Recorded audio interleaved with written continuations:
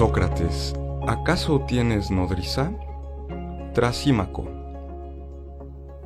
Con esta pregunta que incita a la risa, el macedonio sofista Trasímaco pretende ridiculizar las pretensiones de Sócrates de una búsqueda por el hombre justo.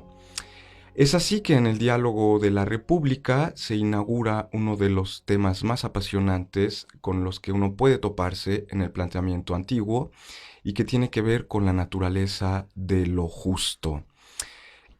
¿Qué es el orden justo? ¿Existen leyes sociales justas? ¿Es útil o no es útil ser justo? ¿Es preferible ser justo a ser injusto?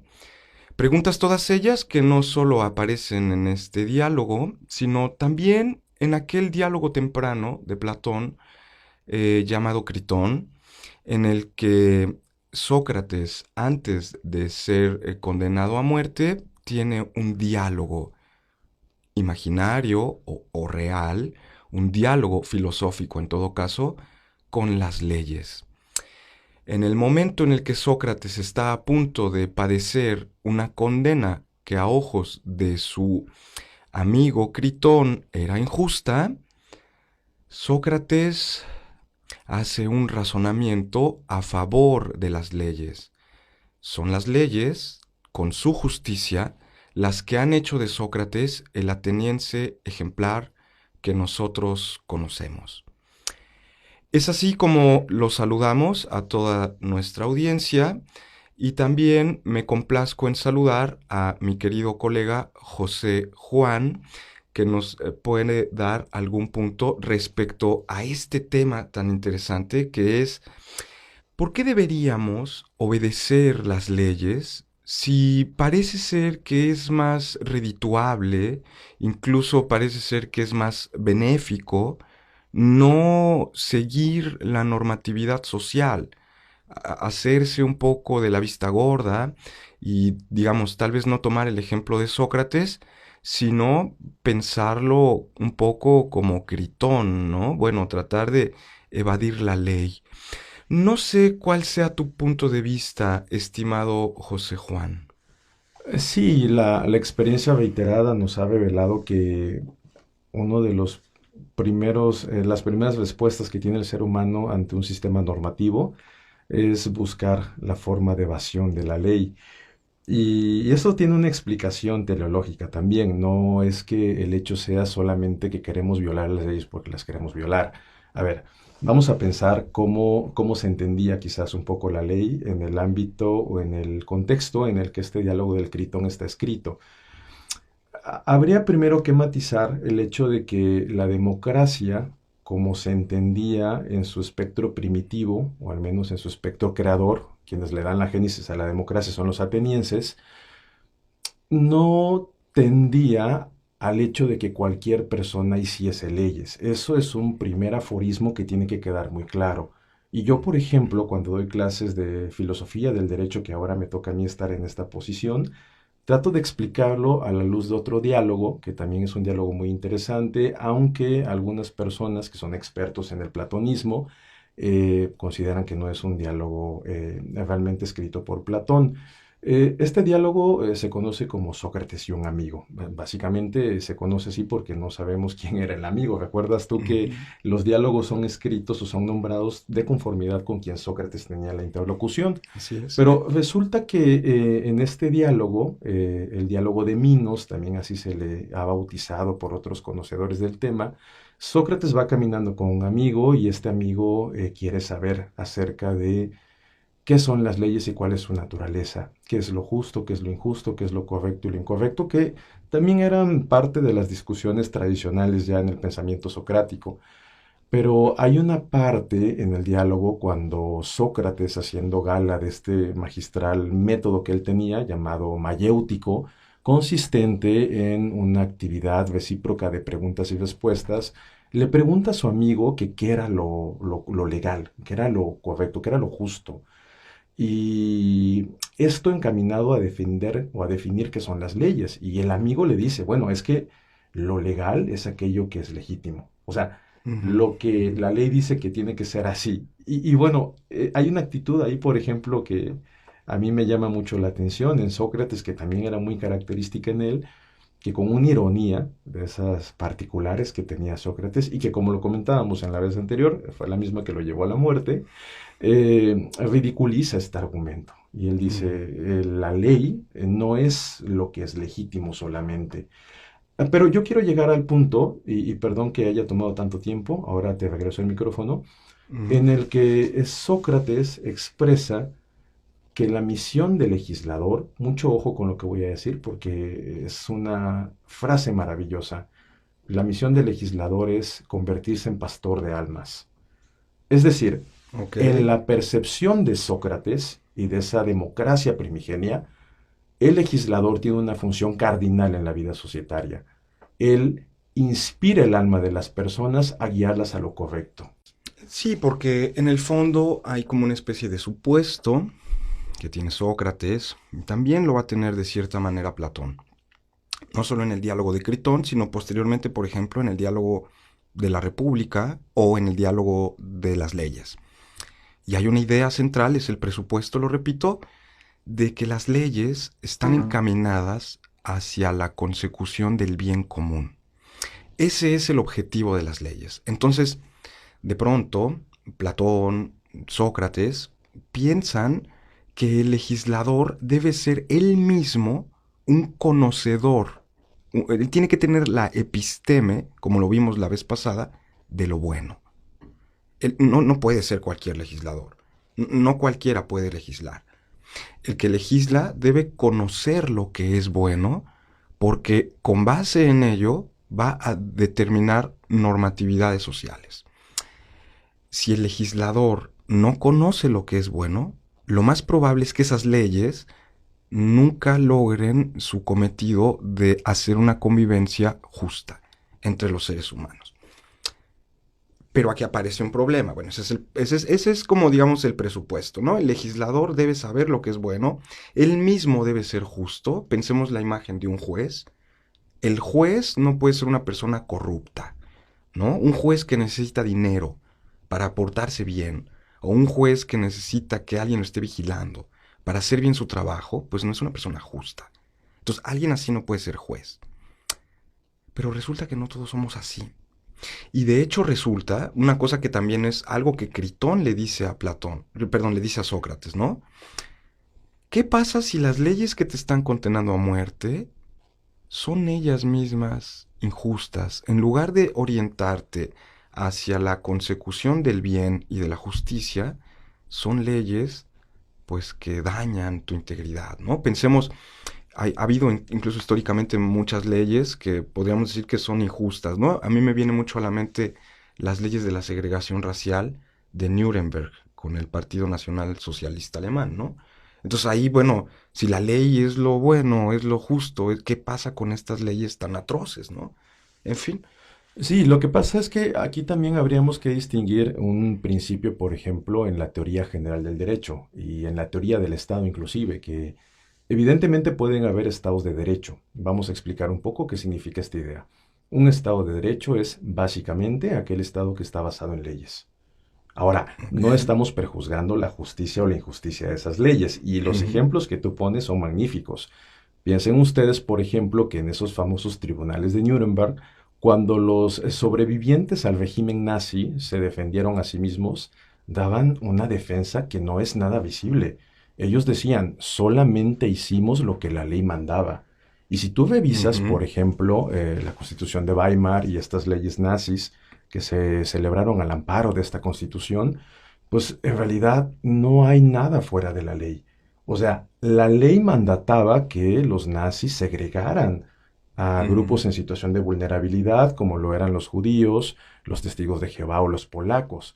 Ahora, por otro lado, hay un concepto en derecho constitucional que se denomina Estado democrático, y Ujú. ese tiene que ver con la pertinencia y el ápice de moralidad y de principios éticos que pueden subyacer dentro del sistema normativo.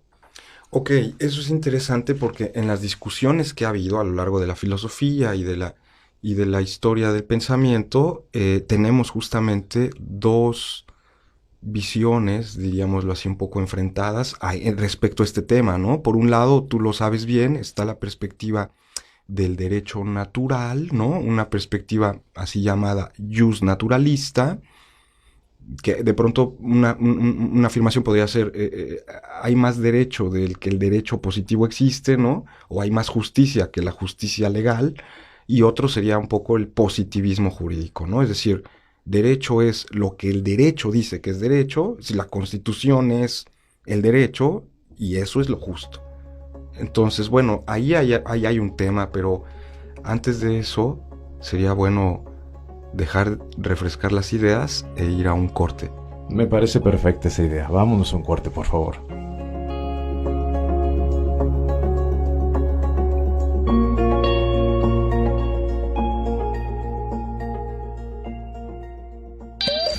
Radio UNACH. Transmitiendo desde Boulevard Belisario Domínguez, sin número, kilómetro 1081, Terán. Tuxtla Gutiérrez, Chiapas. Escúchanos en www.radio.unach.mx y Facebook, Radio UNACH Oficial. Somos la radio universitaria que comunica y se acerca más a ti. Radio UNACH. Coordinación de Comunicación Universitaria. La UNACH te ofrece Profesional Superior Universitario, una nueva oferta educativa. Podrás estudiar un diplomado, profesional superior universitario y terminar una licenciatura para la inclusión social. Todo en 3 años. Modalidad a distancia, horarios flexibles en plan cuatrimestral. Regístrate del 1 de diciembre al 5 de enero en aspirantes.unach.mx. Por la conciencia de la necesidad de servir. Universidad Autónoma de Chiapas. ¿Ya conoces la tienda UNACH? Visítanos, ahí encontrarás uniformes, playeras tipo polo, chamarras, chalecos, sudaderas, gorras y souvenirs universitarios. Estamos ubicados dentro de la universidad y también puedes consultar nuestro catálogo en línea a través del Centro Universidad Empresa en seune.unach.mx/tienda UNACH.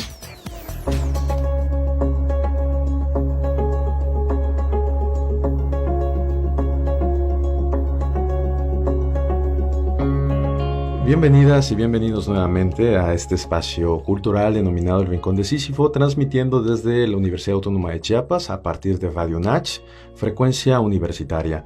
Habíamos planteado una cuestión muy interesante antes de ir al corte respecto a estas dos posturas que se encuentran en la discusión teórica de las leyes, de la justicia y del derecho, sobre lo que se conoce como el positivismo jurídico y el naturalismo.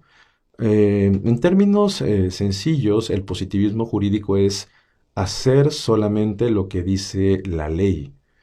Había un jurista de los más recordados y más influyentes en la modernidad, ya incluso en la edad contemporánea, Hans Kelsen, un alemán, sobre el cual descansaron los basamentos teóricos también de este régimen dictatorial totalitario, que evidentemente no era la intención de Hans Kelsen, hablando del nazismo, pero Kelsen decía que no hay nada más después de la Constitución y solamente dentro de la Constitución se encuentran los márgenes de lo que es correcto o lo que es incorrecto hacer, dejando de lado esta posibilidad de que el derecho pueda crearse de manera sustantiva, de manera que pueda fluir conforme fluye la vida cotidiana.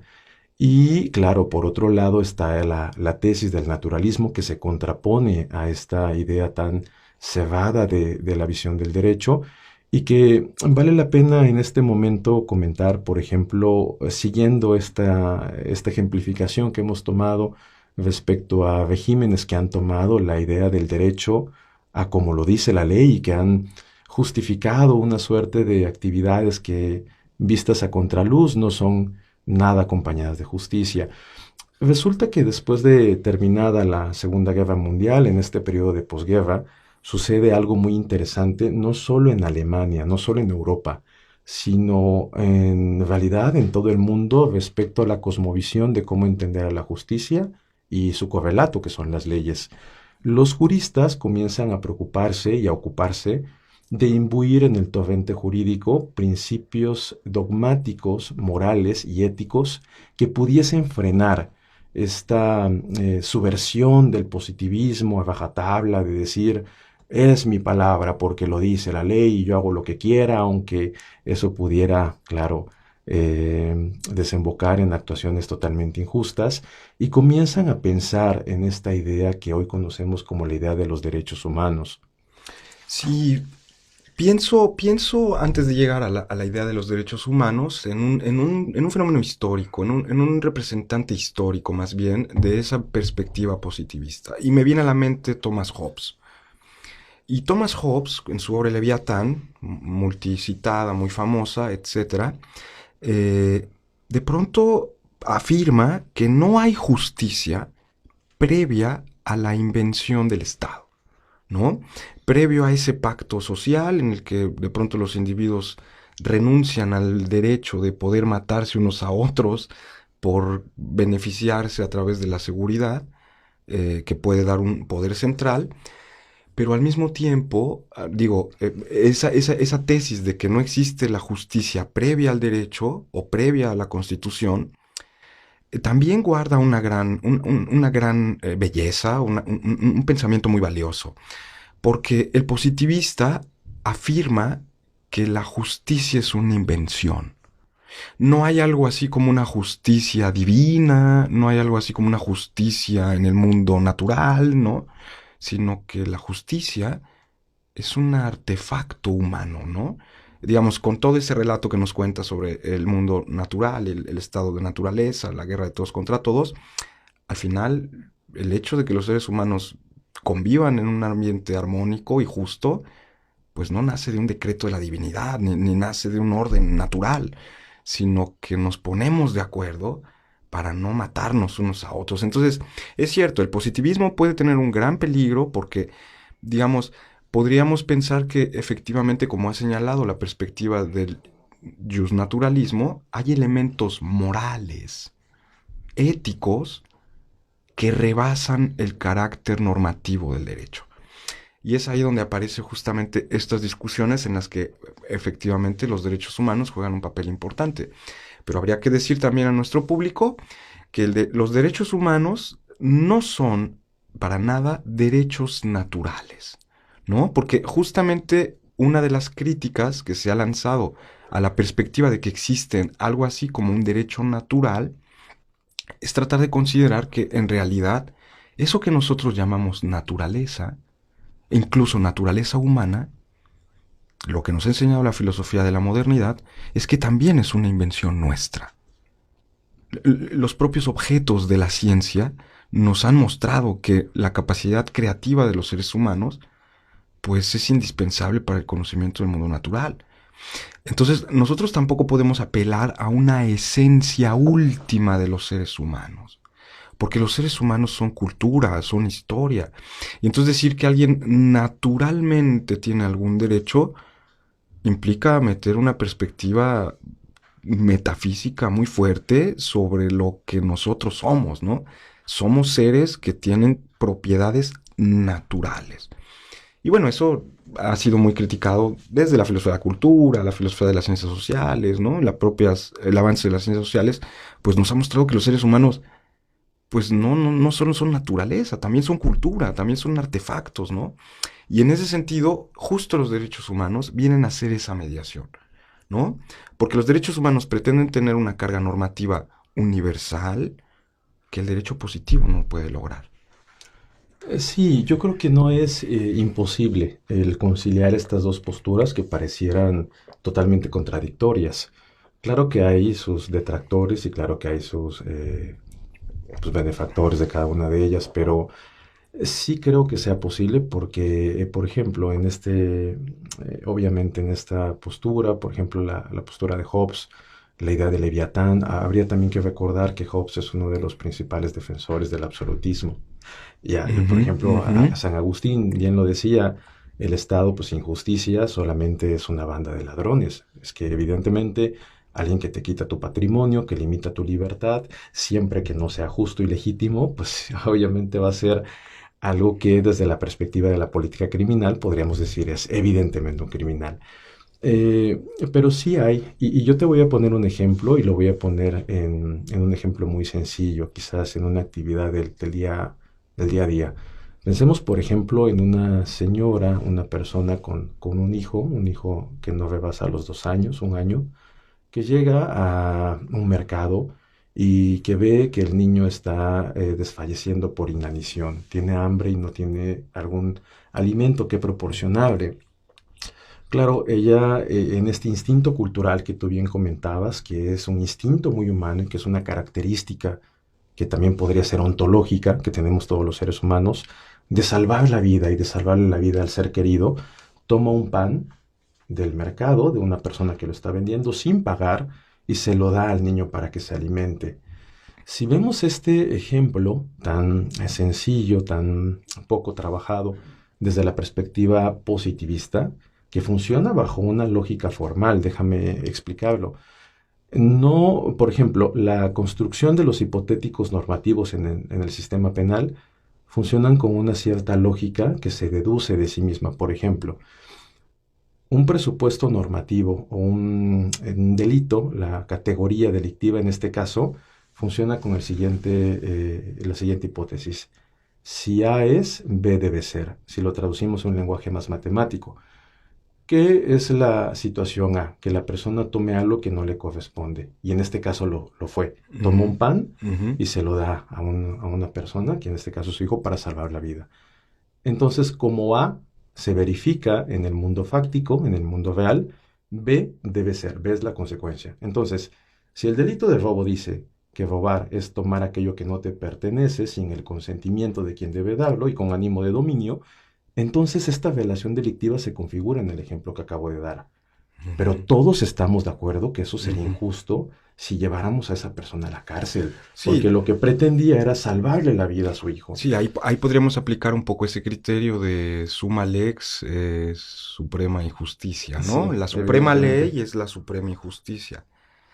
¿Cómo resolver esos casos? Bueno, yo ahí decía que es la posibilidad de la inclusión de estos presupuestos morales deónticos al derecho y a la justicia. Es decir, el gran desafío, la gran apuesta que tiene el legislador en este mundo contemporáneo es, y precisamente en países con tantas coyunturas y tantas problemáticas como son los países latinoamericanos, Centroamérica, que son regiones en las que vivimos, en las que quizás no sería justo el parangón si los comparamos con algunos lugares donde pues, hay un nivel de vida un poco más desarrollado, como países de Dinamarca, Finlandia, donde quizás estos problemas no son el día a día.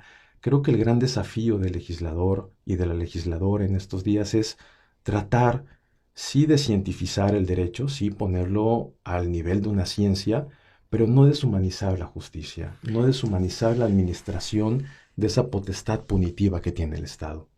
Sí, porque en el fondo, justo en las sociedades en las que nos desenvolvemos, particularmente en Latinoamérica, ha sido un problema para los legisladores, para los políticos profesionales, hacer de las leyes algo que sea realmente valorado como una cuestión que nos puede beneficiar como sociedad.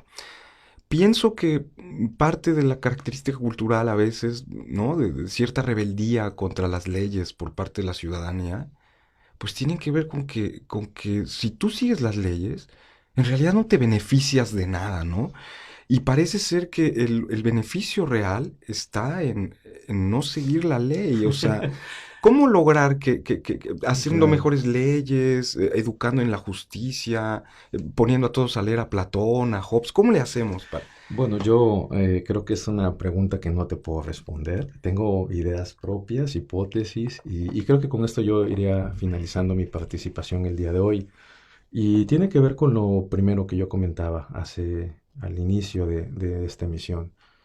En principio, creo que una de las cosas que le beneficiarían a esta democracia contemporánea, democracia representativa, como lo es en el caso de México, es que los representantes y las representantes lo fueran en serio. O sea, como bien tú lo decías, ¿cómo puedo yo hacer mía la ley? Que esto, por ejemplo, también tiene un nombre, el constitucionalismo popular, que es una tendencia anglosajona en la que las personas hacen suya la ley, ven a la ley como que fuera con características ontológicas, como que realmente viviera y como que es algo que tienes que cuidar y es algo que tienes que procurar para que tenga un desarrollo correcto. Pero pienso que si yo veo que el que hace la ley, que la que hace la ley no sabe leer ni escribir, no tiene un bagaje cultural adecuado, pues yo, digamos, de origen, pienso que esa ley no va a tener un efecto que quisiéramos que tuviese. Y el otro tema que creo es muy importante también tiene que ver con una ética personal. Hay situaciones en la vida de cada uno de nosotros donde no necesariamente las acciones que realicemos están motivadas por la idea del temor al castigo. El incentivo no necesariamente tiene que ser el temor. El incentivo, creo yo, y esa es una idea que siempre he tratado de comunicar a mis alumnos y a mis alumnas cuando he tenido la oportunidad, el incentivo tendría que ser la ética personal, de que aunque yo sepa que el policía de tránsito no me está viendo, yo no me voy a pasar un alto, porque sé que si lo hago podría desencadenar en una consecuencia grave o fatal para otra persona que coexiste conmigo en el mundo. Sin duda es un tema lograr esa conciencia de la internalización del deber y de las leyes. Y yo creo que ejercicios como este nos ayudan a poder llevar esta clase de planteamientos a un público más amplio. Pero bueno, parece que hemos llegado al final de esta charla. No me queda más que agradecer a nuestros escuchas, nuestra audiencia, y también a ti, querido José. No, hombre, gracias. Yo el agradecido soy yo. Siempre aprendo mucho de ti y agradecer también a la audiencia que nos ha seguido y valoramos mucho esta respuesta tan positiva que hemos tenido en redes sociales y bueno, el apoyo que se le da a este pequeño ámbito sonoro y que bueno, lo hacemos con todo el corazón y con todo el gusto de seguir engrandeciendo a nuestra alma mater, la Universidad Autónoma de Chiapas. Muchas gracias y excelente jornada. Muchas gracias.